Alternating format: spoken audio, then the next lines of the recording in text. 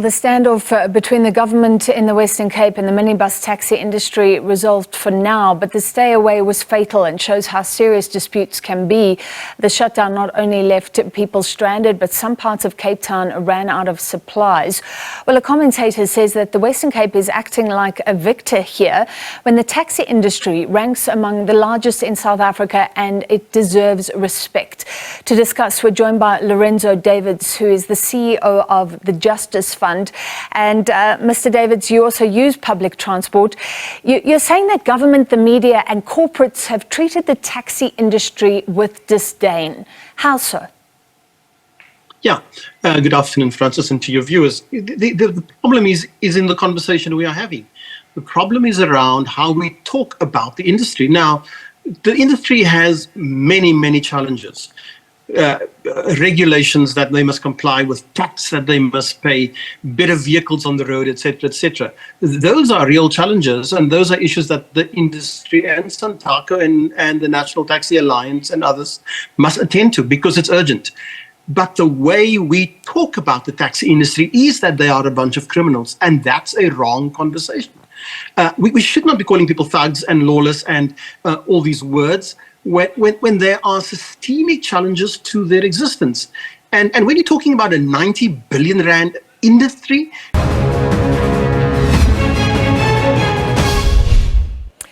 All right, let's return to the earlier discussion following the standoff in the Western Cape between the minibus taxi industry and the government.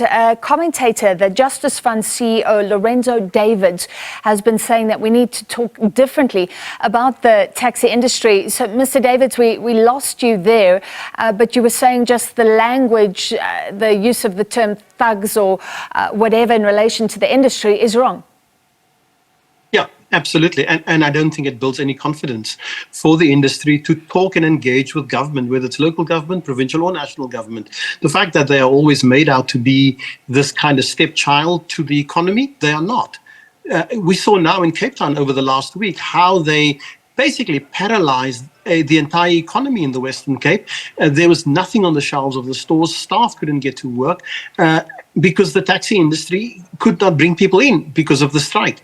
So unless we realize that they are a strategic partner, a critical component of our labor force and our economy, unless we realize that, we are not going to get this message right around how people get to work. Doesn't the industry bear some responsibility if there is violence, if buses are burnt? Don't they bear some of the responsibility for the way they are perceived? Absolutely. I fully agree. The industry, Santaco and the National Taxi Alliance and its members should not be burning buses, should not be acting violent. They should not be retaliating. Those messages are clear and we must make it even more clearer to them. But we should engage them. We should not just be finger pointing. That is 1980 and 1970 South Africa. The new dialogues is about engagement. It's calling people together and saying, how can we solve this problem? Not how can we point fingers at each other and how can we insult each other? That's unhelpful. That's not what breaks impasses between parties. Yeah. And so the industry must take full responsibility for loss of life, for damage to property, and for what's happened over the last while when we saw, the kinds of violence that spilled out onto the streets. I was in a meeting just a few minutes ago in which Santaco spoke, and the public challenged them to say, stop your violence. We are your ally, the commuter is your ally, the commuter is not your enemy. And it's time that Santaco and other associations embrace that and understand that when they act against their own members, their own commuters, their own communities, they do it a gross disservice, both in terms of what they are saying and in terms of their brand. And you're right, the taxi industry is one of the backbones of the South African economy. For me, the issue here is that South Africans deserve more choice. If buses are burnt, if drivers are intimidated, that sometimes cuts out a choice. We need more public transport. We need cheaper public transport. We need trains to work. So what would you say to those people who believe that the taxi industry, sometimes fighting against other proposals or other options, have been part of the problem for years that now leaves commuters with little alternative?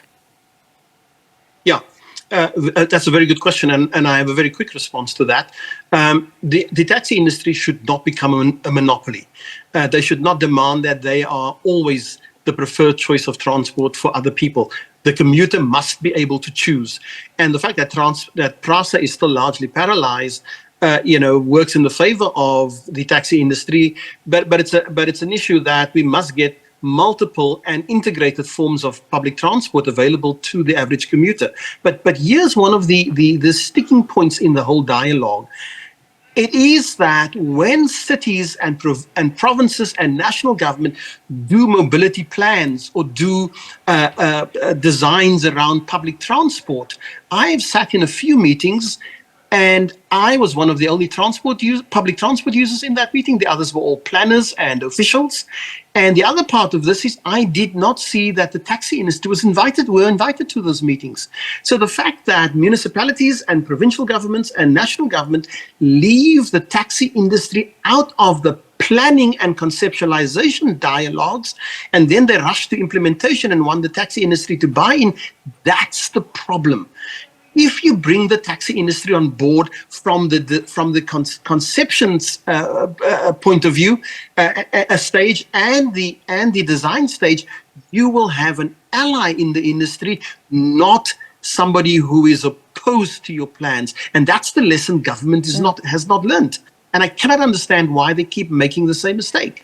And you're also concerned about the choice of words when the Western Cape talks about the resolution here, saying it could have all been avoided because Santaco accepted the original proposal. I mean, so what should government do? Let's talk about KZN or the Western Cape.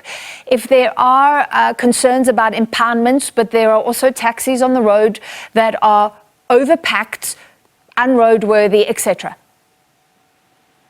There should be no overpacked, unroadworthy vehicles. There should be no drivers without PDPs or operating licenses on them.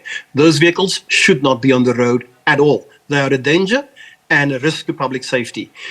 What we need to do is to create these mechanisms for dialogue, conflict resolution, opportunities to discuss problems in the system, continuously and all the time. There should be a 24-hour, especially since the taxi industry is, removed from the central operations of any public transport equation when it comes to cities and provinces. There should be a rapid dialogue resolution system in place where taxi issue grievances can be dealt with within 24 hours or within 12 hours. We should not have these conflicts that just builds up and builds up and builds up. And again, I'm going to say the onus is on the authority to do that. And Santaco should be invited to say, we have a dispute resolution mechanism set up for you. It's available 24 hours a day. You have a dispute in an area, on a route, with a vehicle, with a fine, with anything. Come to the dispute resolution. We'll solve it right there, and we'll dialogue with you. It should not be left to building up these tensions and conflicts that then result in what we saw 8 days ago in Cape Town.